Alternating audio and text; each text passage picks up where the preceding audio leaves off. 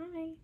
I guess welcome back to whatever this is, my YouTube channel.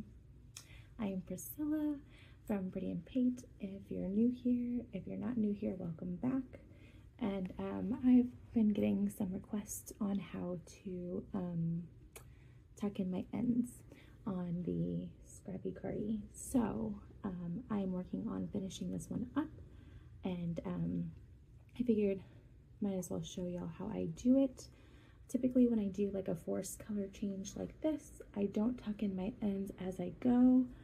And I do that intentionally only because I start making my squares like just randomly with scraps. And then when I lay my squares out and like I start joining, if I notice like there's like two squares that are like close together and they're like the same color, I like pull it apart. And then I add a color on the fourth round or so to like make it look different. So, I have you on my phone today, so I figured it was just like a little quick video. Hopefully it is quick. I'm going to set you up on my tripod here. I have you like right here, and hopefully I can explain how I do it. I don't know, I think everyone tucks in their ends differently. I tend to just do it in all sorts of different directions. So, and I do use two different needles, like darning needles. So I do have, I mix these two up. There you go. So I have like a smaller, like thinner needle, like finer I guess, and then I have like a thicker one. Typically this one you use for like amigurumi stuff and that kind of things, but I noticed that this one I have like an easier time like kind of like weaving in through like bigger stitches and stuff, so sometimes I'll use this one first and then I'll use this one second. So I figured I'd preface that. So if you do end up seeing me like switch out the needles, I do use two sometimes depending on the end. So I'm going to set you up on my tripod and then we're gonna go into tucking our ends. So, all right, we're here. And so I'm gonna go onto this side of the cardigan. I have tucked a good amount of squares so far. So I'm going to find one square for y'all. I'm gonna try to move my little camera here so you can see a little better. And we're gonna start tucking. And so I start in the center here, and so I'll pull this end tight, and I basically will grab the square, put my needle pretty much like in a stitch next to the stitch here, and kind of feed it through.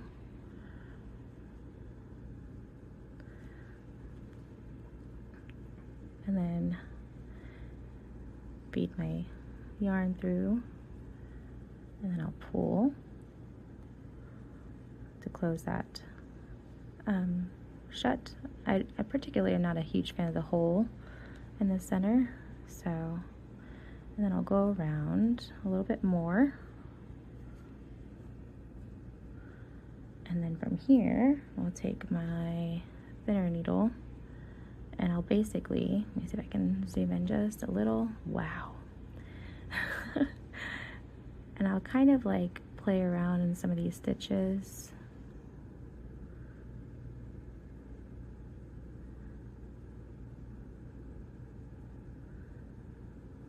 So it kind of looks like that. And just go back in the direction I came.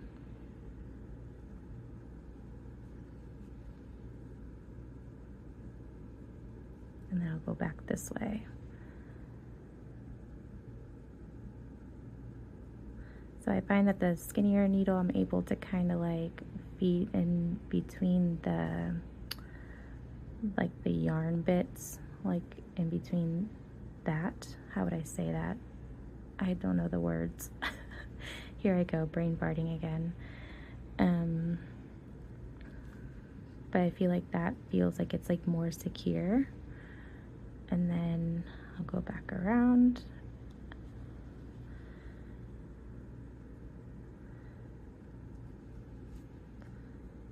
And that one's done. Now I'm gonna go grab scissors. And that one's done. And so same thing with this guy. So I'm gonna go down into the color that it's supposed to go to.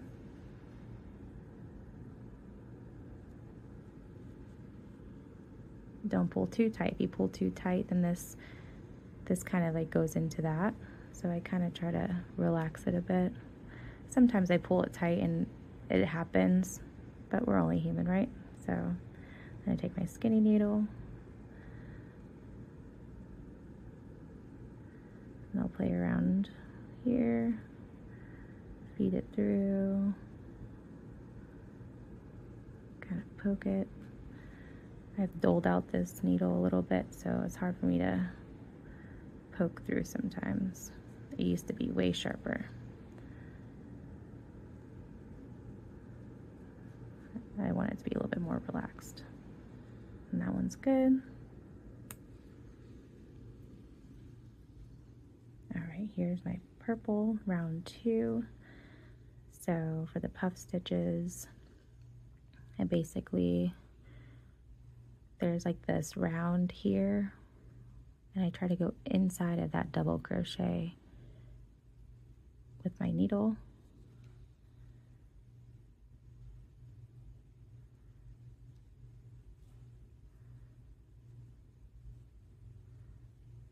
And then I grab my skinny one.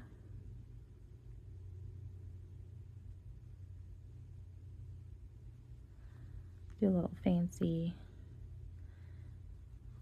tuck in there, and then I'll take it back through that double crochet again. Probably should use the thicker needle. I made it through.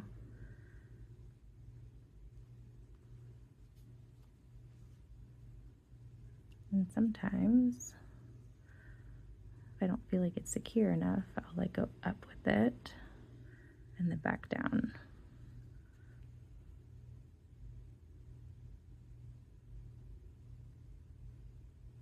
Let's see if I can get there. There it goes.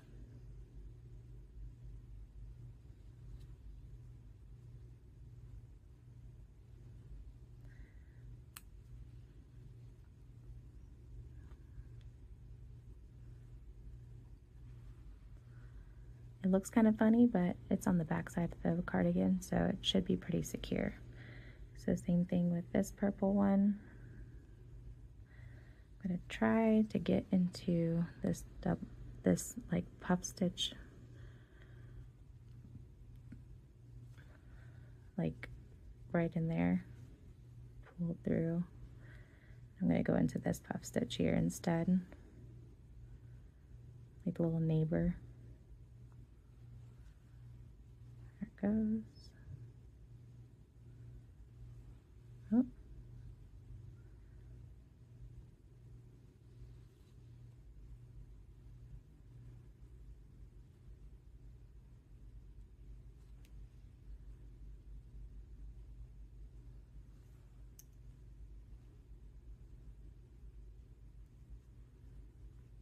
Uh-oh. Okay. Sometimes I like to poke and pry with my needle, just like kind of relax it a little bit, but it seems pretty secure there. I will go down a little bit here. Let me see. That feels a little bit better. Let's relax this a bit. Okay. That isn't going anywhere. All right. Third round is peach color. I have to use this skinny one. See if I can get inside of that. There it goes. And like I said, I use scraps, so sometimes my ends are a little shorter than most. If I wasn't using scraps, my ends would probably be a little bit longer.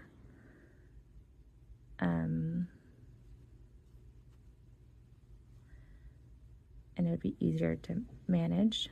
However, that's why it's called the Scrappi Cardigan. Kind of have fun with it. See if I can get that relaxed a little bit more. There it goes. That is not going anywhere. Let's go back one more time here, just to feel safe. There it goes.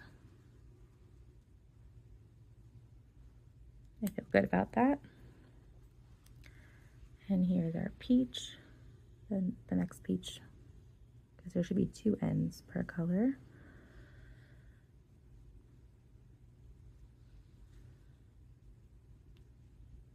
I go down the treble stitch, so like I'll feed it all the way down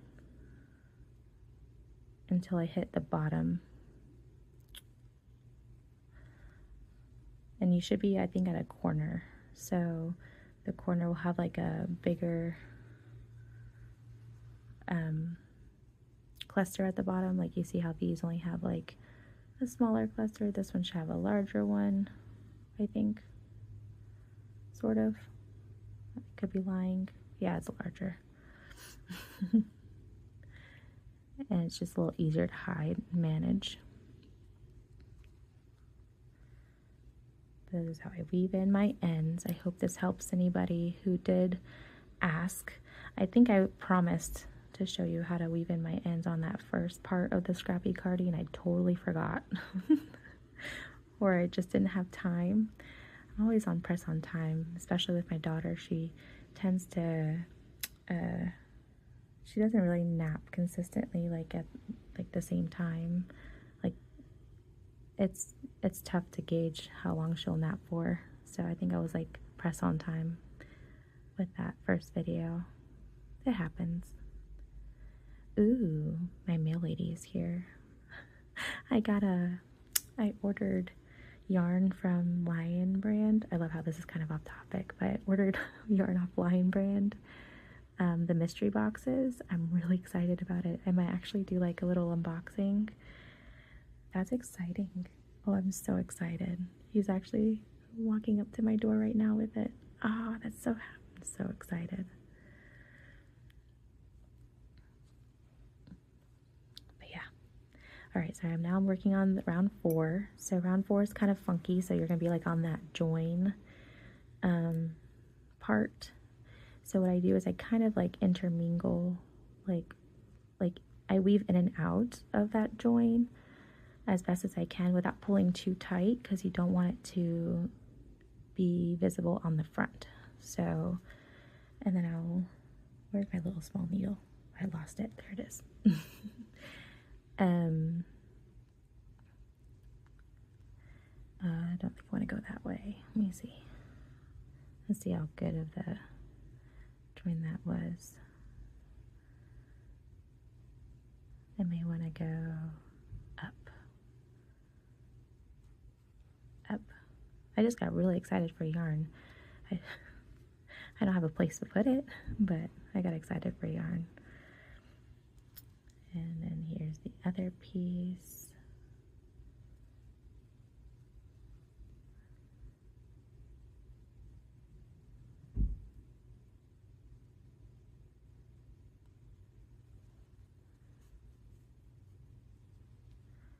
So just weaving in and out of that slip stitch join. Try not to pull too tight.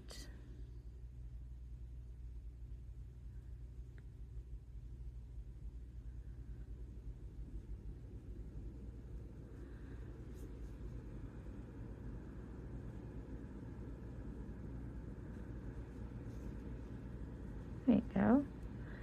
And I seem pretty happy with those. And you can always play with them and see if they'll like kind of undo. And if you feel like you just need to kind of like do another pass somewhere, then you should. You don't want these to be falling apart or having any loose ends pop out.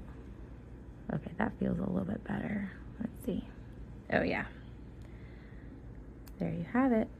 So that is how I tuck in my ends for the square. And that's what it looks like on the back side. Let's see what if I can show you on the flip side, this square. If I can put my hand on it. And this is what it looks like on the front side.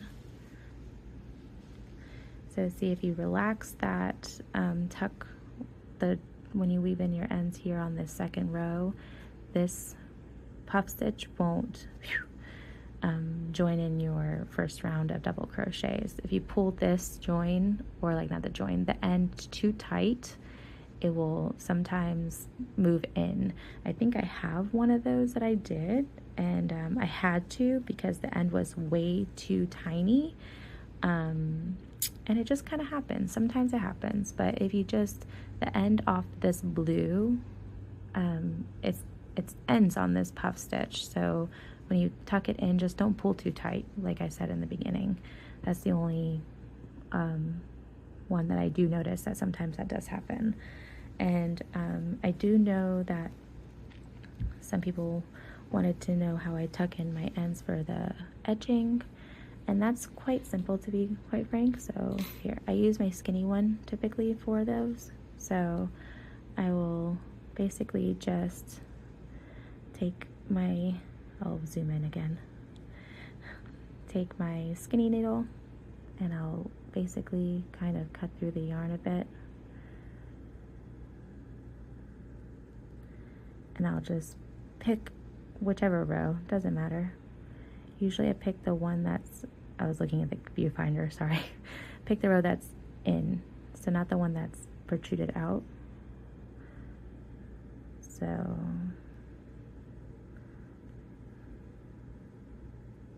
to go up.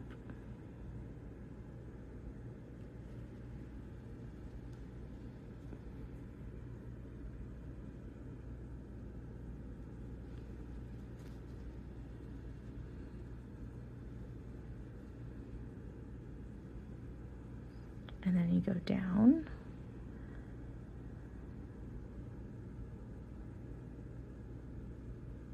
So I can find another stitch here. There it goes.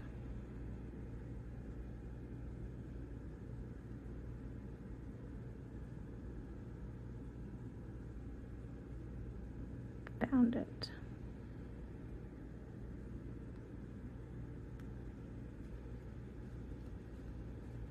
And I wouldn't pull too tight because you don't want your edging to, because if you pull too tight, the edging goes in. So you kind of just want to blend it in as best as you can.